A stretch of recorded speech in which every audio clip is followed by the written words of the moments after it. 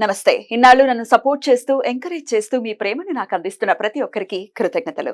అలాగే ఈ వీడియో కూడా ఖచ్చితంగా మీకు ఉపయోగపడుతుంది. లైక్, షేర్ అండ్ సబ్స్క్రైబ్ చేసి మీ సపోర్ట్‌ని నాకు అందించండి. అలాగే ఈ వీడియో పట్ల మీకున్న అభిప్రాయాన్ని కామెంట్ సెక్షన్‌లో కామెంట్ చేసి తెలియజేయండి. ఇప్పుడు వీడియోని చూద్దాం. నమస్తే, వెల్కమ్ టు అవర్ ఛానల్. నేను పద్మిని. ప్రస్తుతంతో పాటు ప్రముఖ ఆధ్యాత్మికవేత్త, నారీసేన ఫౌండర్, దత్త ఉపాసకురాలు, శ్రీపాద శ్రీవల్లభ దత్తపీఠం వ్యవస్థాపకురాలు శ్రీమతి లతా దత్త గారు మనతో పాటు ఉన్నారు. మాట్లాడదాం. నమస్తే అక్క. జై గురుదత్త. శ్రీ గురుదత్త అక్క. అక్క, వరల్డ్ వైడ్ గా ఉండేటటువంటి రెసెషన్ రీజన్, లేకపోతే ఇండియాకి హిట్ అవ్వలేదు కానీ రెసెషన్ అంటే ఉద్యోగాలు పోయేటటువంటి పరిస్థితి ఇండియాలో ఇంకా ఇప్పటికి దేవుడి దయ వల్ల రాలేదు, రాకూడదని మనస్ఫూర్తిగా కోరుకుంటూ, కానీ కొత్త ఉద్యోగం మాత్రం రావట్లేదు. చాలా మంది చెప్తూ ఉన్నారు. చాలా ఫోన్స్ వీటి గురించే, ఏంటి మాకు ఉద్యోగం లేదు, సరైన ఉద్యోగం రావట్లేదు అని చెప్పి చాలా బాధపడుతూ కూడా మనకి చేస్తున్నారు. అసలు ఉద్యోగం లేకపోతే వాళ్ళ బ్రతుకు ఎంత కష్టంగా ఉంటుంది, వాళ్ళ జీవనము చాలా అస్తవ్యస్తం అయిపోతుంది. ఇప్పుడు అందరూ బ్రతికేది ఈఎంఐలు. ఈఎంఐలు లేని బ్రతకంటే నిజంగా వాళ్ళ అదృష్టవంతం. మనం నిజంగా ప్లాన్ చేసుకోవాలి, వద్దు ఈఎంఐల జోలికి వెళ్ళొద్దు, డబ్బులుండ కొనుక్కోవాలి, లేకపోతే కామ్గా ఉండాలి. అతి దారుణంగా ఈఎంఐలు ఒక్క నెల కట్టకపోతే పేరుకుపోయి అప్పుగా మిగిలిపోయి, మళ్ళీ వాళ్ళకి ఇప్పుడు ప్రత్యేకంగా సిబిల్ ఉంటేనే లోన్లు వస్తున్నాయి. ఆ సిబిల్ అనేవి పోయి అంటే అసలు వాళ్ళకి అస్తవ్యస్తంగా అయిపోతుంది జీవనం. ఎగ్జాక్ట్లీ. సో లోన్స్ ని చాలా ఆలోచించి ఆచితూచి తీసుకోవాల్సిన వస్తోంది కదా అని తీసుకోవద్దు. చాలా మంది ఇబ్బందులు పడుతున్నారని ఈ సందర్భంగా మనవి చేస్తూ, అయితే ఈ ఉద్యోగానికి సంబంధించాక అన్సర్టనిటీ అనేది ఉంది ఉద్యోగానికి. అది ఉంటుందో ఊడిపోతుందో అన్న భయం ఒకటి, అసలు ఉద్యోగమే లేకపోవటం ఒకటి, ఉద్యోగంలో మంచి మంచి అభివృద్ధి లేదు అనేది ఒకటి. ఇట్లా అసలు ఇవన్నీ చాలా రిలేట్ అయి ఉన్నాయి. ఇప్పటికిప్పుడు ఇమ్మీడియట్ గా ఉద్యోగం రావాలి అని అంటే ఏదైనా రెమెడీ ఉందా? పవర్ఫుల్ రెమెడీ ఉంటుంది పద్మిని. ఖచ్చితంగా నమ్మకంతో, విశ్వాసంతో చేయాలి. అది కూడా అద్భుతమైన మాసం కార్తీక మాసం. ఈశ్వరుని పూజిస్తే ఆయన ఇవ్వని వరం అంటూ ఏమీ లేదు. వెంటనే ఈశ్వర ప్రదాత. ఇందులో ముఖ్యంగా ఈ ఉద్యోగము రావాలి అని అంటే నేను ఒక 3-4 రెమెడీస్ చెప్తాను. వాటిని ఖచ్చితంగా వాళ్ళు పాటించి తొందరగా జాబ్ వచ్చే విధంగా వాళ్ళు చేసుకోవాలి, నమ్మకంతో చేసుకోవాలి.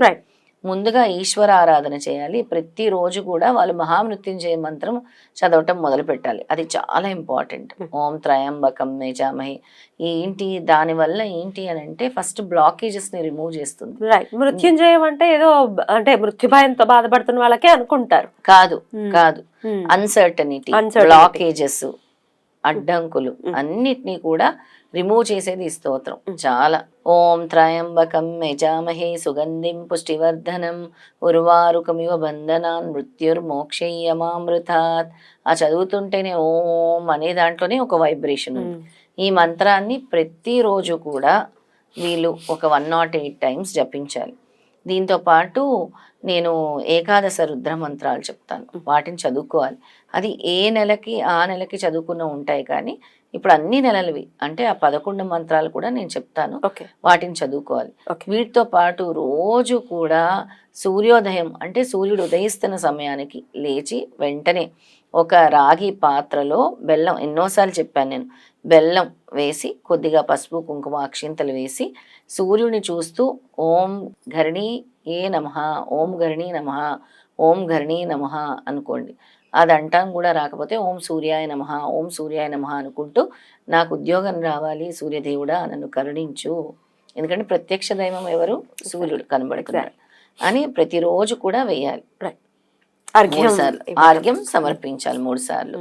తర్వాత సోమవారం రోజు ఉప్పు అనేది తీసుకొని, చేతి నిండా ఉప్పు తీసుకొని మీ తల చుట్టూ 24 టైమ్స్, ఎవరికి వాళ్ళే 24 times clock wise anti clock wise 24 times తిప్పుకొని తర్వాత దాన్ని ఇంటి బయట పడేసేయాలి. అంటే క్లాక్ వైజ్ 24 సార్లు, యాంటీ క్లాక్ వైజ్ 24 సార్లు తిప్పేసి, మీ వల్ల కాకపోతే ఎవరినైనా మీ ఇంట్లో పెద్దవాళ్ళు ఎవరినైనా తీయమనండి. ఆ ఉప్పు అనేది 24 టైమ్స్ తీసేసి దాన్ని బయట పడేసి, ఒక ఉప్పు అంటే ఎంత అయితే ఇంత పిడికెడు ఉప్పు తీసి వైట్ పేపర్లో తీసి మీ పాకెట్లో పెట్టుకోండి. దాన్ని ఒక పొట్లంలా కట్టేసి పొట్లంలా కట్టేసి పాకెట్లో పెట్టుకోండి. ఈ ప్రక్రియ 7 days చేయాలి. అంటే రోజు మండే నుంచి నెక్స్ట్ మండే వరకు చేయాలి. 7 days చేయాలి. ఉప్పు బ్లాకేజ్ అనేది. అలాగే నిమ్మకాయ. అంటే ఆ ఉప్పుని జేబులో పెట్టుకుంది ఎప్పటికప్పుడు తీసేయాలా? ఉప్పు ఉంచుకోవచ్చు మీరు. నెక్స్ట్ ఈ 7 days అయిపోయిన తర్వాత మళ్ళీ మార్చుకొని ఉప్పు పెట్టుకోండి. ఆ ఉప్పుని ఏం చేయాలి? పాత ఉప్పుని పడేసేయండి, ఇంటి బయట పడేసేయండి. 7 days అయిపోతుంది కదా ఈ రెమెడీ. ఆ 7 days తర్వాత మళ్ళీ కొత్త ఉప్పు తీసి పెట్టుకోండి.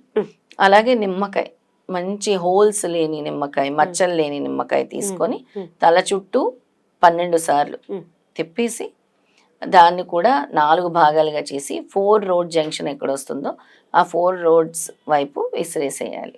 అలా 1 week చేయాలి. ఈ రెండు కూడా 1 week చేయాలి. ఇది బ్లాకేజెస్ ని రిమూవ్ చేయటానికి, ముఖ్యంగా దీన్ని బ్లాకేజెస్ రిమూవ్ చేయటానికి అంటారు. తర్వాత నుంచి ఈ మంత్రాన్ని మీరు ప్రతిరోజు కూడా జపించుకోండి. నేను చెప్పిన ఓం సూర్యాయ నమః ఆర్ఘ్యం వేయటం మాత్రం 40 days వరకు కంపల్సరీ చేయండి, కంటిన్యూ చేయండి. ఉద్యోగం రావాలి అనుకుంటూ చేయండి. ఇప్పుడు ఏదైతే మంత్రం చెప్తానో, ఒకటి మహామృత్యుంజయ మంత్రం నామజపం చేసుకోండి. ఇప్పుడు ఏకాదశ రుద్ర మంత్రాలు చెప్తాను, వాటిని కూడా వాళ్ళు ప్రతిరోజు ఒకసారి చదువుకుంటే సరిపోతుంది. 11 రుద్ర మంత్రాలు కూడా ఒకసారి చదువుకుంటే సరిపోతుంది. వాటిని కూడా నేను ఇప్పుడు ఒకసారి చదివి వినిపిస్తాను.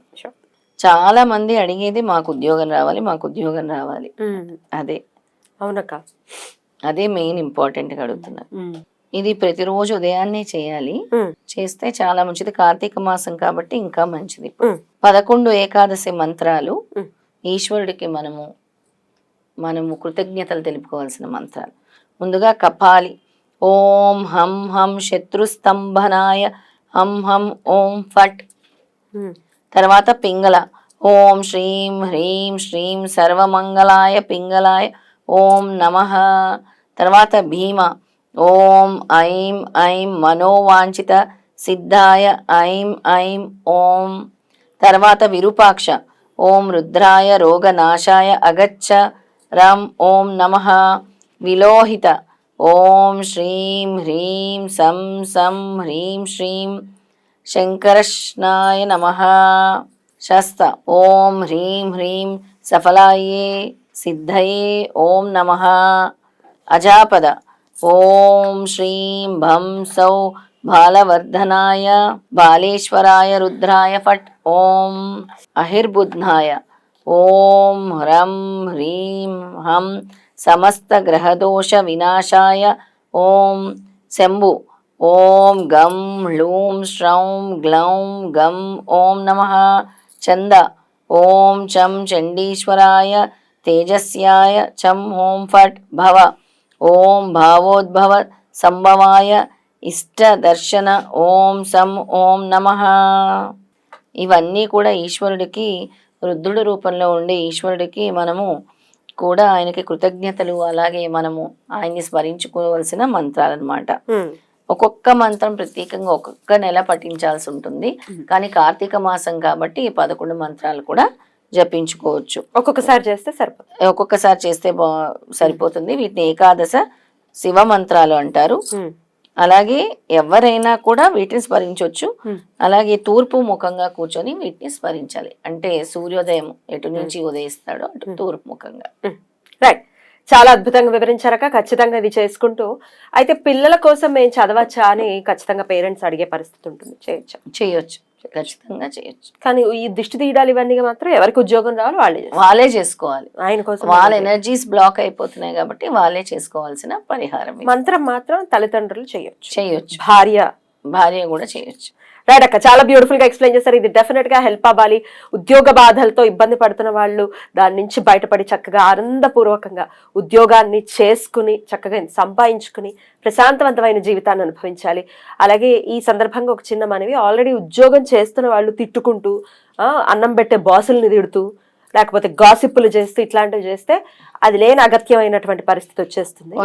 అందుకే ఎప్పుడు కూడా కృతజ్ఞతా భావంతో ఉండాలి. ఎగ్జాక్ట్లీ. ఎవరైతే నీకు అన్నం పెడుతున్నారో, ఏ సంస్థ అయితే నీకు అన్నం పెడుతుందో దానికి కృతజ్ఞతా భావంగా నువ్వు పని చేస్తేనే నీ అభివృద్ధి అనేది ఉంటుంది. ఖచ్చితంగా లేదా నువ్వు ఏడుస్తూ నిష్ఠూరాలాడుతూ చేస్తే నీకు అభివృద్ధి అనేది జీవితంలో రాదు. స్వామి భగవంతుడు ఇవ్వడు. అన్నం పెట్టేవాడు తండ్రి. ఆ తండ్రితో తండ్రి అతను ఎవరైనా కానివ్వండి, ఆ ఓనర్ ఎలా అయినా ఉండని, ఆయన క్యారెక్టర్ సమర్పించాలి. ఓం సూర్యాయ నమః అనుకుంటూ మీ సంకల్పం చెప్పుకుంటూ, Hmm. అలాగే నేను చెప్పిన ఉప్పు నిమ్మకాయ పరిహారం చేసుకోవాలి. బ్యూటిఫుల్ అక్క, చాలా అద్భుతంగా వివరించారు. కృతజ్ఞతలు. నమస్తే. నమస్తే.